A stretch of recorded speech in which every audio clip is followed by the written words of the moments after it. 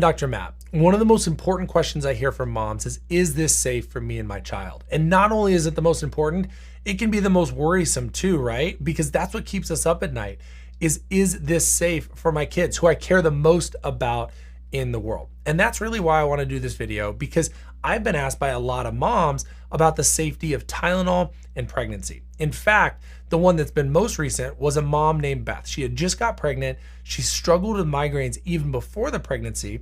She found out in a lot of moms groups and read a couple articles that acetaminophen might not be safe, but she just didn't have any options. She was worried, okay, will I miss work? How am I going to be able to handle these without that? And thankfully, she found neurologically focused chiropractic care. And it really, really helped her. But I wanted to make this video for other moms like Beth who may have not known the research, know where to look, or know where options to turn, or maybe just not known that there was even a debate whether Tylenol was safe within pregnancy. So what I want to pull up right now is a quick study. And this study looks at a systematic review of the use of acetaminophen Tylenol in pregnancy. Now, even before the study, to set this up, they did a study back in 2020 that looked at mom's cord blood. And they found that in 1,000 cases, cord blood that had more acetaminophen, the active ingredient in Tylenol in it, were 3 times more likely to struggle either with autism or ADHD or developmental delays. So they figured, hey, we need to look more into this.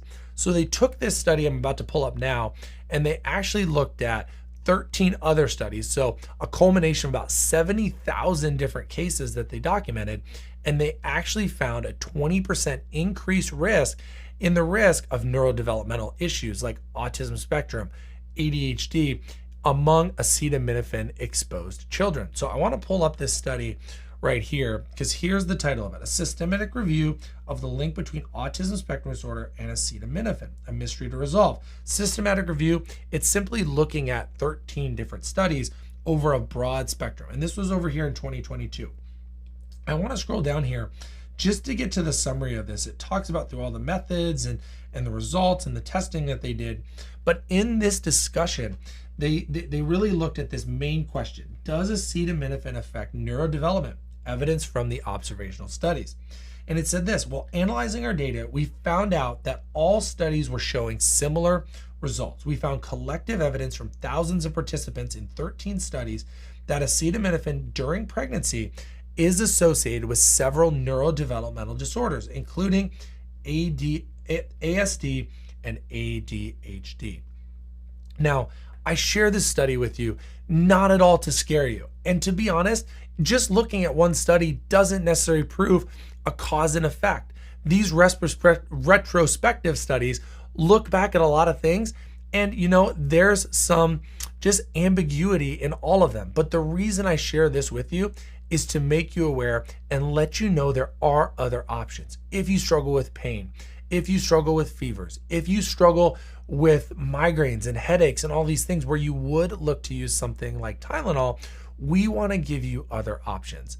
In these cases, this is why, being a pediatric and family chiropractor, we love neurologically focused chiropractic. It's a natural, holistic way to help your body not be in pain, but also help the root cause of the function of where that pain is coming from. So that's an option for you. If you're struggling with this, I'd encourage you, talk to your general practitioner, talk to your OBGYN, talk to them about what are other options you have.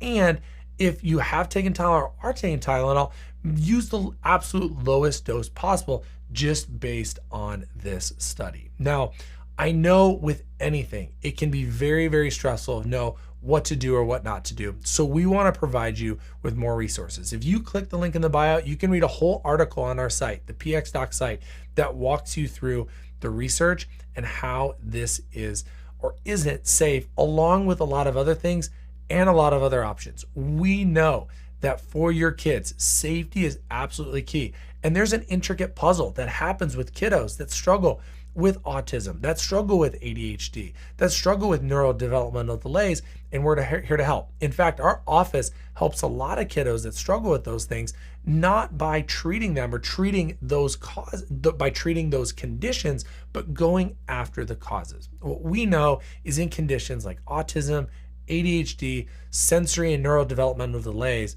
is they start somewhere. If you go back to the root cause, oftentimes child have had a difficult traumatic birth. Oftentimes they struggled with latching, they struggled with nursing, they struggled with digestion and sleep and motor control and all of these things. So in our world, in no way do we treat the diagnosis.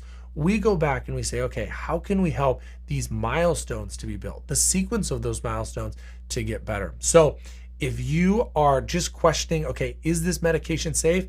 Or maybe you're past that and you have a child that's struggling, or maybe you're struggling, we would love to help and we would unpack that. So we would love, check out our links, check out our bio. We've got a lot of articles for you. And if you need to talk to one of us, we are here for you. We want to do a consult. We want to chat. We want to do our neurological measurements to help you in the most natural drug and medication way free possible. Because if that fits your values, that's going to be right for you. And there's nothing better than that peace of mind of knowing that this is safe for me and my child.